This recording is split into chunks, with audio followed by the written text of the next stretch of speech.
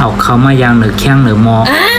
ตีหางคณะมาด้วยจังหวัดขาดเสริน้ำกำเอาน้ำมัดหวางเสริเข้าคณะตีมาหุงเข้าทางกำเขาดอกเข้าสู้คณะคนกับคนมาไออ๋อค่ะเนาะ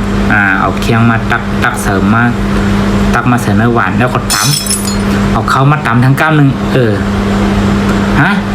เอามาใส่ที่ปั่นทั้งกำหนึ่ง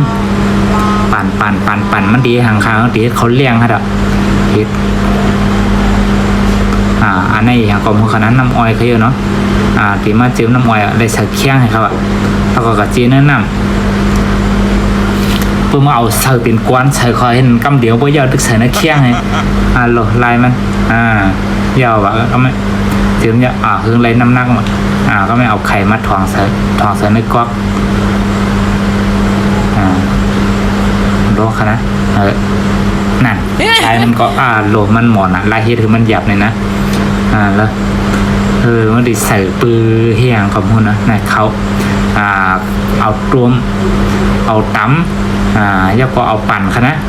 ตีหางเต็มหัวขนาดเขาไม่เอามาใส่มาใส่เนื้อหมอคูทั้งกั้ม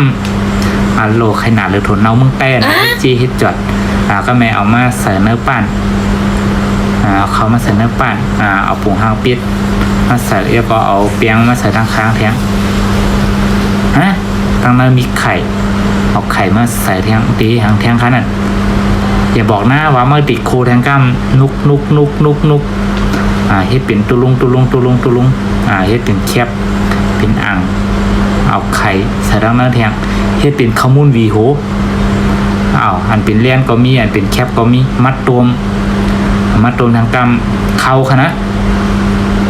หมกผิดมาตีทางเดิมเข้าก่อนเอาจิ้มให้เกียดอันลูกถูดีตามอันถูดีนั่นเย็นมาใส่ตั้งหมดก็แม่มาใส่ในโคกเขาก็ดีมันนั้นค่ะนะมีขอเอามานืดล็อกไล่เขาก็โคกเขาก็เฮียถึงหยาบตีนเนาะก็แม่เอามาถูอีกทางกำหัวค่ะนะนั่นใส่น้ำหุ้มเกียดโลโหใครน่ะนะเพื่อโดยคิดในเด็กก็จะล้ำป้อลีจะดีป้อล้ำถึงว่าค่ะด้วยค่ะนะมาเจียวน้ำมอยอันนี้เอามาโคตวมเอามาตวมแทงเอามาโคแทงค่ะนะเนี่ยเอามาโคเหมือนขมุนดีโฮเลียเนาะถึงเอามาเก็ตแทงอยู่เอามาเก็ตก็เอาเตียงใครนะตีใช้ไปเนาะแล้วก็น้ำเชื่อมมาใส่เป็นที่ห้องว่าคือค่ะน่ะ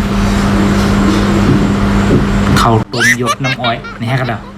ได้ก็เขาเกี่ยวคลิปจังไหนอย่าลืมกดติดตามกดไลค์กดแชร์หน่อยค่ะนะเขาต้มนุกน้ำอ้อยเขาก็แอบหวานอยู่ค่ะนะจามด้วยค่ะก็ไลค์เกี่ยวคลิปจังไหนค่ะนะอย่าลืมกดไลค์กดแชร์กดติดตามในกันป้าขนาดในเชิงค่ะ